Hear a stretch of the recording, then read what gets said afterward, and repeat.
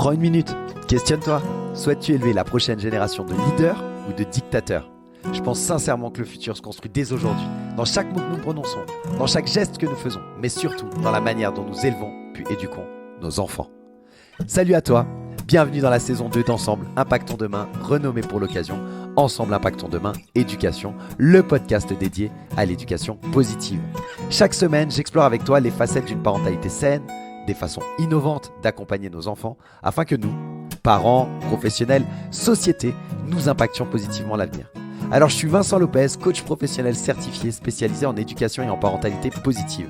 Je suis passionné par l'humain, par l'éducation et l'importance de relations familiales saines et constructives. Au programme, je te propose des conseils pratiques, des recherches éclairantes, tout pour t'accompagner dans cette merveilleuse aventure qu'est l'éducation. Ensemble Impactons Demain Éducation, c'est bien plus qu'un simple podcast. C'est un mouvement vers une parentalité consciente et éclairée. Parce que le futur, il commence avec les leçons qu'on enseigne aujourd'hui. Rejoins-nous dans cette aventure pour ensemble impacter l'avenir par l'éducation. Salut à toutes et à tous, j'espère que tu vas bien, super content de te retrouver pour l'épisode 43 de Ensemble Impactons Demain Éducation. Alors aujourd'hui, on va plonger dans le monde fascinant du jeu, le monde captivant du jeu, une activité certes qui est amusante bien entendu, mais surtout qui est vitale pour le développement et le bien-être de nos enfants. En fait, le jeu, c'est bien plus qu'une simple activité de loisir, c'est vraiment l'occasion pour nos enfants d'explorer, de découvrir et de comprendre le monde qui les entoure. En jouant, ils ne se contentent pas seulement de s'amuser, ils vont renforcer leurs compétences motrices, leurs compétences cognitives, leurs compétences sociales, leurs compétences émotionnelles, bref, tout ça en développant une santé mentale, je dirais, solide pour eux-mêmes, mais par la même occasion pour nous, les parents. Donc, dans cet épisode, on va non seulement explorer l'importance primordiale, cruciale du jeu dans la vie de nos enfants, mais je vais aussi te fournir des conseils pratiques et des astuces très concrètes pour t'aider à mettre en valeur le jeu dans la vie de ton enfant. Je vais te partager des stratégies pour intégrer le jeu dans ton quotidien et comme ça, tu pourras maximiser, entre guillemets, l'impact positif sur le développement de ton enfant. Comme tu t'en es déjà sûrement rendu compte, le jeu, en fait, c'est une activité qui est innée chez l'enfant. Il a une curiosité naturelle, il va prendre des objets et puis les transformer en outils de découverte ou d'apprentissage. C'est vraiment la porte d'entrée sur le monde et ça offre à l'enfant les clés pour pouvoir interagir et mieux comprendre son environnement. C'est tellement important, le jeu, qu'il est reconnu comme un droit fondamental dans la Convention relative aux droits de l'enfant depuis 1989. Donc c'est vraiment essentiel et il est essentiel pour les différentes étapes du développement de l'enfant. Comme je te l'ai dit, on parle du développement cognitif, donc tout ce qui est l'intelligence, l'intellectuel, on va dire, le développement affectif, émotionnel, mais également le développement moteur, le développement social, le développement sensoriel et tout ce qui est attrait au langage. Donc, par le biais du jeu, il apprend également la logique, le raisonnement, le respect des règles, la poursuite des objectifs, etc., etc. Il y a énormément d'apprentissage, si ce n'est tous les apprentissages de la vie qui passent par le jeu. Donc que tu sois un parent, que tu sois un professionnel ou simplement quelqu'un d'intéressé par le développement de l'enfant, eh bien cet épisode est fait pour toi. Prépare-toi à découvrir des astuces ludiques et enrichissantes pour faire du jeu un pilier essentiel de l'épanouissement de tes enfants. On va commencer tout de suite avec l'évolution et l'importance du jeu dans le développement de l'enfant. Comment le jeu il évolue au fur et à mesure que l'enfant grandit ? Alors, dès les premiers mois, il y a le jeu, ce qu'on appelle le jeu sensorimoteur, des bébés si tu veux, qui prend une place centrale. Les tout petits, ils vont aller explorer le monde à travers leurs différents sens et les mouvements qu'ils vont se mettre petit à petit à faire. Et donc des jeux très simples, agiter le hochet ou jouer avec des cubes, ça va déjà stimuler leur développement sensoriel au niveau du toucher, etc. Et tout le développement moteur, la motricité fine de la main, et ce genre de choses. Bien entendu, toutes ces activités, c'est recommandé par l'American Academy of Pediatrics, les associations françaises ou québécoises ou suisses de pédiatrie. Bref, de manière générale, les spécialistes de l'enfant, les psychothérapeutes, les éducateurs, les médecins, etc., les pédiatres, ils vont tout le temps te conseiller ce type de jeux qui sont vraiment fondamentales pour l'éveil et la compréhension du monde de l'enfant. Vers l'âge de 2 ans, les enfants ils vont rentrer dans la phase de ce qu'on appelle le jeu symbolique ou le jeu d'imitation, pour faire très simple, hein, je vulgarise à fond. Et je m'excuse pour les professionnels qui sont beaucoup plus pointus là-dessus, mais le but c'est vraiment de vulgariser pour le plus grand nombre. Donc on rentre dans le jeu symbolique ou le jeu d'imitation, où là, en fait, ton enfant, c'est quand il va commencer à reproduire les comportements des adultes et à utiliser des objets du quotidien, tu vois, de manière complètement imaginative. Pour le coup, je sais pas, par exemple, il va prendre un balai, puis ça va devenir un cheval, il va te prendre une boîte, il va te dire c'est une maison, enfin bref. Et tout ce type de jeu, c'est vraiment souligné. Par exemple, il y a Catherine Guégan, une psychologue française, enfin auteure et psychologue française, qui met en avant le fait que c'est vraiment essentiel pour le développement de la pensée abstraite et de l'empathie.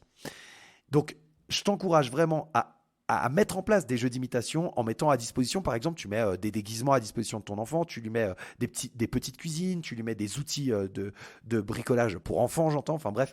Et ça va vraiment lui permettre de s'immerger dans son monde imaginaire tout en apprenant par imitation, en te voyant faire la cuisine, en te voyant bricoler dans ta maison, bref, tout ce que toi tu peux faire si tu lui proposes de faire la même chose en termes de jeu, c'est vraiment top de chez top. Ensuite, on a le jeu parallèle qui survient. Donc là, on est entre, disons, 2, 3 ans, 4 ans. Ça, c'est tous les jeux où en fait l'enfant il joue en étant à côté d'autres enfants sans jouer directement avec eux. Mais en fait, il fait les mêmes jeux. C'est-à-dire que l'enfant qui est dans une salle en train de jouer avec des petites voitures, tu as un autre enfant qui est à côté qui joue aussi avec des petites voitures. Ils ne sont pas en train de jouer ensemble. C'est ce qu'on appelle le jeu parallèle. En fait, ça les aide à développer ce qu'on appelle les compétences sociales qui sont hyper importantes. Dedans, il y a l'observation, bien entendu. Il y a l'imitation, toujours, la patience, etc.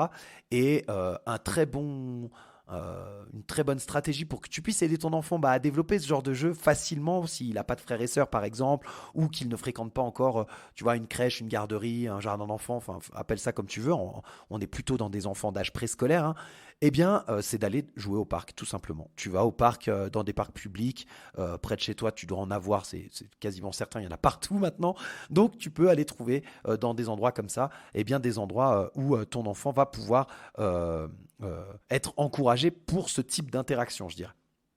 Enfin, par la suite, au fur et à mesure qu'il grandit, ton enfant il va s'engager dans ce qu'on appelle des jeux coopératifs, où là il va apprendre à jouer avec les autres, il va apprendre à suivre des règles, il va apprendre aussi à résoudre des conflits. Et ça, c'est une chose importante.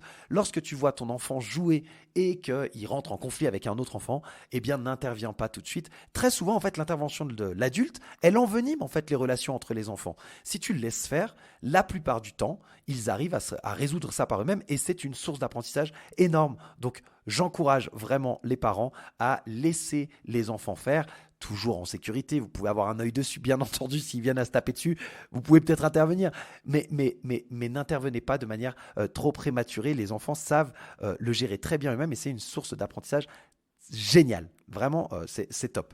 Et puis une fois qu'on continue à grandir, l'enfant il va passer à des jeux de société, il va passer à des activités en groupe, des sports d'équipe, bref, et qui vraiment de manière générale apprennent encore à l'enfant et aux jeunes ados, je dirais, tu vois, 8-12 ans, qui sont encore des enfants, hein, je ne te parle pas d'adolescents encore, eh bien ça apprend à développer toutes ces compétences dont je viens te parler.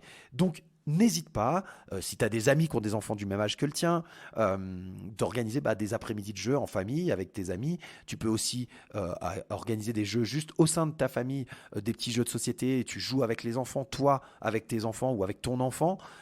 C'est des moments qui sont super sympas, mais en plus ça permet d'avoir de transmettre entre guillemets des valeurs qui sont importantes, le partage, la patience, la gestion de la frustration lorsque l'enfant perd, ce qui est très compliqué pour lui, mais c'est important qu'il apprenne ça.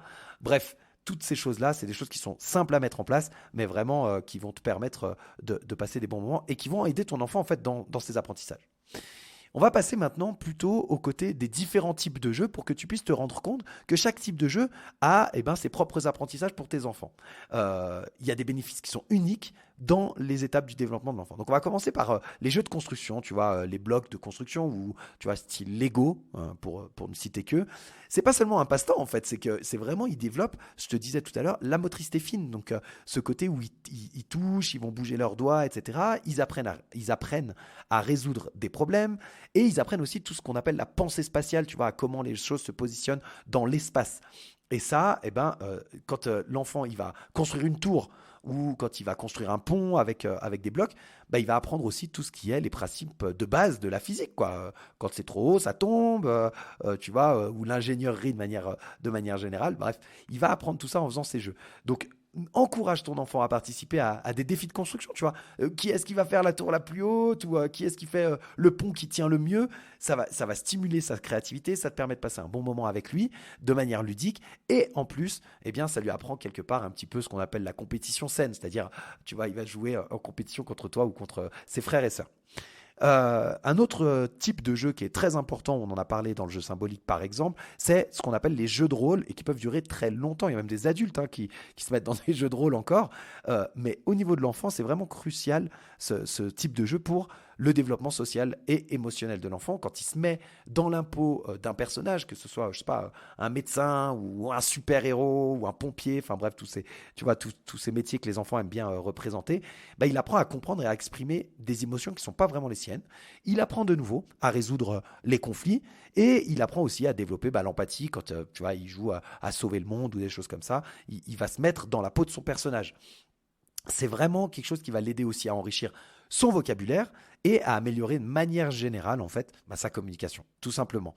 Donc vraiment, chez toi, si tu as la possibilité, le conseil que je peux te donner, c'est de mettre un coin dans la maison, tu vois, un coin jeu à thème, tu vois, une petite cuisine ou un hôpital de jouets, tu vois, où il peut réparer les choses qui sont cassées, les poupées, ils aiment bien ça. Ou, ou encore, comme on disait avec les Lego, un espace de construction, tu vois, un tapis qui soit dédié à ça. Bref, dans un coin de sa chambre, il n'y a pas besoin d'avoir un manoir, hein. Je te donne plein d'exemples et puis tu appliques en fonction de l'espace qui t'est disponible, bien sûr. Mais au moins, ça va permettre de donner à ton enfant un espace nécessaire pour qu'il puisse développer en fait les différents rôles et scénarios qu'il a envie de mettre en place. Et puis, on en parlera, il n'y en aura jamais assez, je vais le dire comme ça plutôt, tous les jeux en extérieur, courir, sauter à la corde, jouer au ballon, bref. Tout ça pour le développement physique déjà, ne serait-ce que ça. Et puis en plus, ça va renforcer tout ce qui est le corps, l'endurance, ce genre de choses. Mais surtout, ça aide à développer tout ce qui est coordination motrice. Ça va aider à développer aussi l'équilibre. De manière générale, ils vont être plus en lien avec la nature lorsqu'ils sont à l'extérieur. Et donc, ça va stimuler leur curiosité. Il va se mettre à découvrir peut-être des insectes, des bouts de bâton vont devenir des épées, etc., etc. Et puis, ça va lui permettre d'apprécier aussi de jouer au plein air, d'apprécier son environnement, etc. Et très souvent, les jeux en plein air, il n'est pas tout seul, donc en plus, il y a tout le côté social qui peut se mettre en place. Voilà pour les différents types de jeux dont j'avais envie un petit peu de te parler un peu plus en détail. Je te propose maintenant de rentrer vraiment dans ta vie quotidienne et comment tu vas pouvoir faire pour intégrer le jeu dans la vie quotidienne de ton enfant pour que ce soit le plus bénéfique possible. Parce qu'en fait, même dans des situations très conflictuelles, tu vois, on en a parlé dans les épisodes précédents, je te mets le lien dans la description si tu les as pas encore écoutés, mais tu vois, quand il y a des crises de colère, quand il n'a pas envie d'aller s'habiller, ou il n'a pas envie d'aller se doucher, ou de se brosser les dents, je t'avais déjà donné des exemples d'utiliser le jeu, et c'est exactement des situations où non seulement ça va désamorcer ces situations et ces comportements qu'on peut trouver désagréables, non enviables, etc., crise de colère et autres, mais en plus, eh bien, l'apprentissage se fait beaucoup mieux. Donc, c'est tout bénéfique, vraiment, de l'intégrer dans ton quotidien. Donc, si tu veux, de manière générale, c'est essentiel de comprendre que il n'a pas besoin d'être structuré le jeu. Ça, c'est important.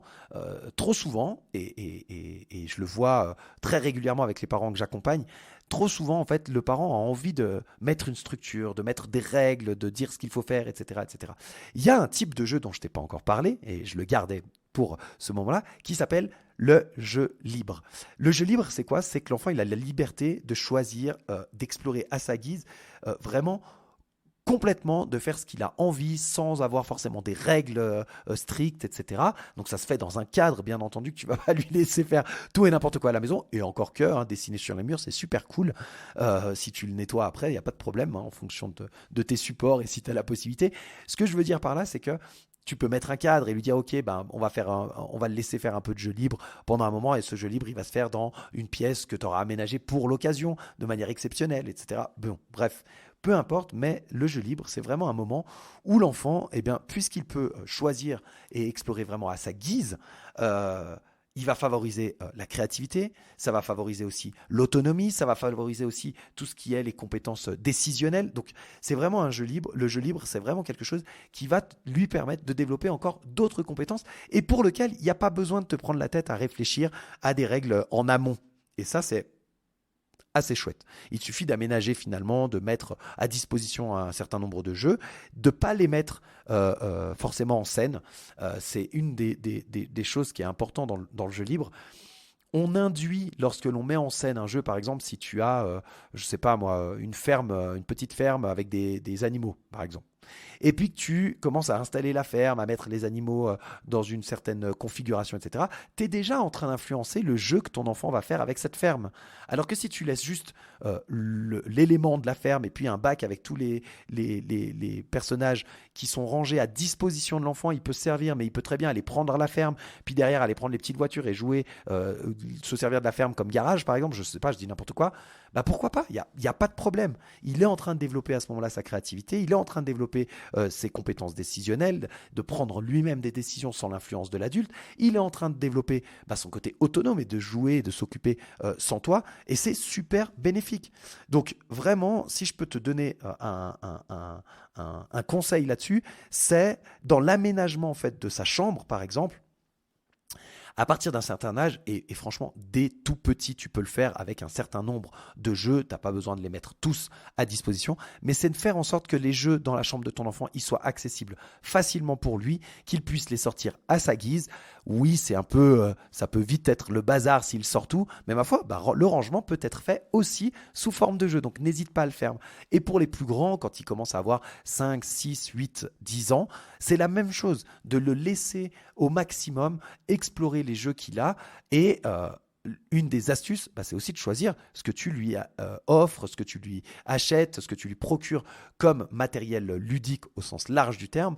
Parce que si tu n'as pas envie que ce soit trop bruyant parce que tu as des voisins désagréables qui ne veulent pas entendre les enfants jouer, par exemple, ne lui achète pas une batterie à mettre dans sa chambre. Ça paraît évident, mais pareil, ne lui achète peut-être pas une voiture téléguidée qui va faire beaucoup de bruit, ne lui achète peut-être pas un ballon avec lequel jouer dans la chambre, etc., etc., de façon à ce que les jeux qu'il a à sa disposition, ils puissent être utilisés lorsqu'il le souhaite et qu'il y ait un minimum de restrictions à ce niveau-là et qu'il puisse s'en servir et les utiliser en tant que, je dirais, en tant que jeu libre, quoi, parce que c'est vraiment quelque chose qui est assez cool pour ça.